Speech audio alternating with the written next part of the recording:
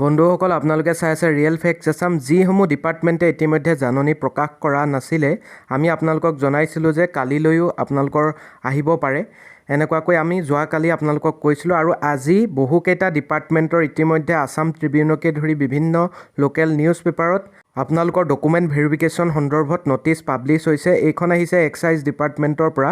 প্ৰথমতে লৈ আনিছোঁ notice regarding recruitment through state level recruitment commission SLRC and state level police recruitment board SLPRB। নটিচখনত উল্লেখ আছে যে this is for information of all concerned candidates who have been selected by the SLRC and SLPRB police আৰু আমাৰ direct ৰিক্ৰুইটমেণ্টত উত্তীৰ্ণ হোৱা প্ৰাৰ্থীসকলৰ যিসকলে for filling up the post of Assistant Inspector of Excise, Junior Assistant, Excise Constable, Driver and Grade 4 post in Excise Department. আপোনালোকৰ যিসকলে Inspector of Excise পাইছে, Junior Assistant পাইছে, Excise Constable পাইছে, Driver পাইছে বা Grade 4 পাইছে, Govt of Assam can download their relevant appointment letter from the department website https://excise.assam.gov.in from 6 PM on 25/5/2023. 25 তাৰিখে আপোনালোকে 6 বজাৰ পৰা excise.assam.gov.in ৱেবছাইটৰ পৰা আপোনালোকৰ এপইণ্টমেণ্ট লেটাৰসমূহ ডাউনলোড কৰিব পাৰিব। Further they are to appear for verification of original documents as per details below' আৰু আপোনালোকৰ ডকুমেণ্ট ভেৰিফিকেশ্যন কেতিয়া হ'ব উল্লেখ কৰিছে ইয়াত। ভেৰিফিকেশ্যন অফ অৰিজিনেল ডকুমেণ্টছ আপোনালোকৰ হ'ব 29 তাৰিখে 10 বজাৰ পৰা 5 বজালৈকে। যিসকল আপোনালোকে ক্লাছ 3 বা গ্ৰেড 3 আৰু এক্সাইজ কনষ্টেবল পাইছে আপোনালোকে কৰিব লাগিব 29 মে' তাৰিখে। অফিচটো দিয়া হৈছে venue office of the commissioner of excise Housefed complex Guwahati 06। আৰু আপোনালোকৰ যিসকল class 3 assistant inspector of excise junior assistant and driver আছে আপোনালোকৰ ভেৰিফিকেশ্যন অফ অৰিজিনেল ডকুমেণ্টছ হ'ব 30 তাৰিখে 30 মে' তাৰিখে 10 বজাৰ পৰা 5 বজালৈকে দিনৰ। আৰু ভেনুটো একেই office of the commissioner of excise Housefed complex Guwahati 06। ঠিক সেইদৰে যিসকল আপোনালোক ক্লাছ 4 আছে আপোনালোকৰ ডকুমেণ্ট ভেৰিফিকেশ্যন হ'ব 30 তাৰিখে 10 বজাৰ পৰা 5 বজালৈকে একেটা ভেনুতে।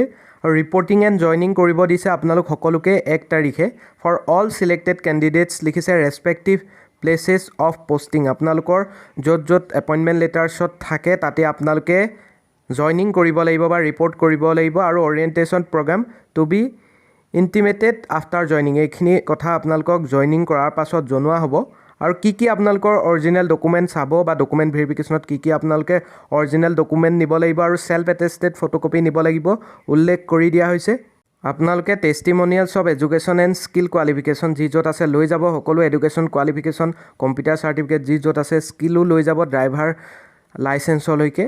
কপি অফ অনলাইন এপ্লিকেশ্যনটো নিব। Admit card for interview, Aadhaar card, PAN card বা ভোটাৰ কাৰ্ড আৰু valid EWS SC ST OBC MOBC PWD category certificate as applicable যিসকলৰ প্ৰয়োজন হয় সেইসকলে নিব। আৰু নিব affidavit on character and antecedents as per rule 16(2) of the Assam direct recruitment for class 3 and class 4 analogous post rules 2022। আৰু আপোনালোকে এফিডেভিটটো বনাই নিব লাগিব। ইতিমধ্যে আমি এফিডেভিট সম্পৰ্কত এটা ভিডিঅ' বনাই থৈছোঁ, ডেছক্ৰিপশ্যনত দি থ'ম, চাই ল'ব এফিডেভিট কেনেকুৱা লাগিব। সেই লিংকত গৈ ভিডিঅ'টো চাই ল'ব। Only the candidate shall be allowed inside the venue. কেৱল আপোনালোক সোমাব পাৰিব, বেলেগ সোমাবলৈ দিয়া নহ'ব। আৰু কিবা যদি আপোনালোকৰ দৰকাৰী কথা থাকে ইয়াত ফোন নম্বৰ দি দিছে, আপোনালোকে ফোন কৰি ল'ব পাৰিব। আৰু আপোনালোকে সকলো ব্যৱস্থা নিজেই অহা যোৱা সকলো আপোনালোকে নিজৰ ব্যৱস্থা মতে কৰিব লাগিব। পুনৰ আহিছোঁ দ্বিতীয়খন নটিচ লৈ। This is for information of all concerned that those who have been selected by the State Level Recruitment Commission SLRC for appointment in Grade 3 and Grade 4 post and Special Recruitment Drive for persons with disability PWD for appointment in Grade 4 post in the Inspectorate of Electricity Assam are hereby requested to appear with all relevant documents in original for verification is scheduled as mentioned below। আপোনালোকে যিসকলে Grade 3 Grade 4 আপোনালোকে পাই আছে Inspectorate of Electricity আপোনালোকে 29 তাৰিখে 11 বজাৰ পৰা 5 বজালৈকে আপোনালোকে office of the chief electrical inspector venue সেইটো দিয়া হৈছে তাত আপোনালোকে যাব লাগিব। আৰু ইয়াত উল্লেখ আছে যে the selected candidates must attend the document verification process along with all relevant original documents and a set of self attested photocopies of the following. আপোনালোকে কি ক'ত লৈ যাব চাই লওক। 11 বজাৰ পৰা 5 বজালৈকে যিহেতু 29 তাৰিখে আপোনালোকৰ ডকুমেণ্ট ভেৰিফিকেশ্যন হ'ব। Copy of online application, admit card of written examination, age proof certificate, educational qualification certificate, marksheet submitted at the time of applying for the post along with relevant documents, ex servicemen certificate, caste certificate, driving licence, EWS certificate, PWD certificate, computer proficiency certificate, identity proof লাগিব, 2 recent passport size photograph আৰু any other relevant document খুজিছে। Only the candidates shall be allowed inside the venue in case of persons with disability. PWD candidates guardian may assist them if required. যদি কোনোবা PWD candidates থাকে আপোনালোকৰ গাৰ্জেনে আপোনালোকক assist কৰিব পাৰে। আৰু বাকী আপোনালোকৰ কিবা কুৱেৰিজ থাকিলে নাম্বাৰ দিছে। আৰু no TA DA will be admissible on documents verification and joining. The appointment orders of the individual candidates will be available on the official website of Power Electricity Department Assam, https://power.assam.gov/in। তাত আপোনালোকে পাই যাব। এইটো ৱেবছাইটৰ পৰা আপোনালোকে আপোনালোকৰ appointment লেটাৰসমূহ download কৰিব পাৰিব। এখন দিছে chief electrical inspector cum adviser government of Assam. অন্য এখন আহিছে গুৰুত্বপূৰ্ণ notice, directorate of technical education Assam, Kahilipara, Guwahati 19। ইয়াত আহিছে যে it is for information to all concerned that it has been decided to give a last chance to the absentee candidates of the document verification process which was scheduled on 22nd and 23rd May 2023 for the grade 3 and grade 4 candidates to be appointed under Directorate of Technical Education Assam, recommended by the State Level Recruitment Commission for Class 3 and Class 4 post due to genuine reasons। যিসকল আপোনালোকৰ genuine reasons আছে আৰু আপোনালোকে 22-23 তাৰিখে যি আমাৰ technical education ডিপাৰ্টমেণ্টৰ document verification অনুষ্ঠিত হৈছিলে তাত আপোনালোক উপস্থিত থাকিব নোৱাৰিলে, আপোনালোক এবচেণ্ট আছিলে, সেইসকল এবচেণ্ট থকা প্ৰাৰ্থীসকলক ৰিপৰ্ট কৰিবলৈ জনোৱা হৈছে 24 তাৰিখে 11 বজাৰ পৰা 2 বজাৰ ভিতৰত, অৰ্থাৎ আজি আপোনালোক যাব লাগিব। 11 বজাৰ পৰা 2 বজালৈকে আপোনালোকে ডকুমেণ্ট ভেৰিফিকেশ্যন কৰিব লাগিব। এই কথাটো ইতিমধ্যে আগৰ নটিছতে উল্লেখ কৰি দিয়া হৈছিলে আৰু পুনৰ আজি এখন নটিছ দিছে।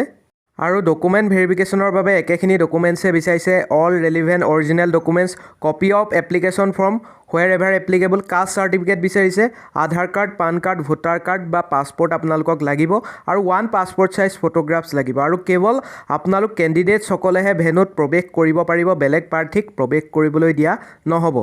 অন্য এখন গুৰুত্বপূৰ্ণ নটিছ আহিছে, এইখন আহিছে directorate of information and public relations, যিটো বিভাগৰ ইতিমধ্যে বহুতে কৈ আছিলে কোনো ধৰণৰ ইনফৰমেশ্যন বা নটিছ নাই। যিসকল প্ৰাৰ্থী আপোনালোক directorate of information and public relation বিভাগত চাকৰি পাবলৈ গৈ আছে, আপোনালোকৰ বাবে আহিছে এইখন গুৰুত্বপূৰ্ণ notice. In pursuance of the gov communication vide number, এইটো ভাইট নাম্বাৰ দিয়া আছে। It is for information to all concerned that document verification of the candidates selected by the SLRC Class 3 post, the State Level Recruitment Commission for Class 4 post and the State Level Police Recruitment Board to be posted under the Directorate of Information and Public Relations Assam is scheduled as mentioned below। আপোনালোকৰ grade 3 হ'ব, যিসকল আপোনালোকে SLPRB অৰ্থাৎ আৰক্ষী বিভাগৰ অধীনত হওক বা প্ৰত্যক্ষ নিযুক্তি ব্যৱস্থাৰ দ্বাৰা হওক আপোনালোকে ৰিক্ৰুইটমেণ্টৰ ব্যৱস্থাৰ আণ্ডাৰত আপোনালোকে চাকৰি নাপাওক লাগে, সকলোৰে ডকুমেণ্ট ভেৰিফিকেশ্যন গ্ৰেড 3 গ্ৰেড 4ৰ ডেট আহিছে। গ্ৰেড 3 24 মে তাৰিখে 10 বজাৰ পৰা 4 বজালৈকে হ'ব। ভেনুটো দিয়া হৈছে directorate of information and public relations Assam, Dispur. আৰু গ্ৰেড 4ৰ 27 তাৰিখে হ'ব 10 বজাৰ পৰা 4 বজালৈকে দিনৰ। আৰু কেণ্ডিডেট চিলেক্টেড আণ্ডাৰ PWD কেটেগৰীৰ হ'ব আপোনালোকৰ 26 মে তাৰিখে একে 10 বজাৰ পৰা 4 বজালৈকে। আৰু আপোনালোকৰ যিসকলে এইকেইটা বিভাগৰ অধীনত আপোনালোকে চাকৰি পাবলৈ গৈ আছে, ডকুমেণ্ট ভেৰিফিকেশ্যনৰ বাবে অৰিজিনেল ডকুমেণ্ট কি নিব লাগিব আৰু ছেল্ফ এটেষ্টেড ফটোকপি কি নিব লাগিব চাই লওক। কপি অফ অনলাইন এপ্লিকেশ্যন, যিটো বিভিন্ন নটিছত আমি বুজাই আছোঁ, আপোনালোকৰ যদি অনলাইন এপ্লিকেশ্যন নাইও তেনেহ'লে আপোনালোকে কেনেকৈ কৰিব সকলো আপোনালোকে গম পাব। আৰু লাগিব আপোনালোকক admit card of the written examination, written exam দিয়া এডমিট কাৰ্ডটো নিব, এজ প্ৰুফ চাৰ্টিফিকেট নিব, SSLC এডমিট হওক বা বাৰ্থ চাৰ্টিফিকেট হওক, educational qualification certificate marksheet submitted at the time of applying for the post along with all relevant documents, যিবিলাক online apply কৰোঁতে আপোনালোকে দিছিলে ডাটা এডুকেশ্যনেল কোৱালিফিকেশ্যনৰ সকলো আপোনালোকে লৈ যাব লাগিব। আৰু কাষ্ট চাৰ্টিফিকেট লাগিব, এক্স ছাৰ্ভিচমেন যদি আছে লৈ যাব, EWS চাৰ্টিফিকেট যিসকলে দিছে লৈ যাব, কম্পিউটাৰ প্ৰফিচিয়েঞ্চি চাৰ্টিফিকেট যিসকলে নিছে লৈ যাব, এমপ্লয়মেণ্ট এক্সচেঞ্জৰ লগতে Aadhaar, PAN card, voter card, 1 recent passport size photo আৰু certificate of past experience and expertise if any, যদি কিবা আপোনালোকে এক্সপিৰিয়েঞ্চৰ চাৰ্টিফিকেট দিছে সেয়াও লৈ যাব।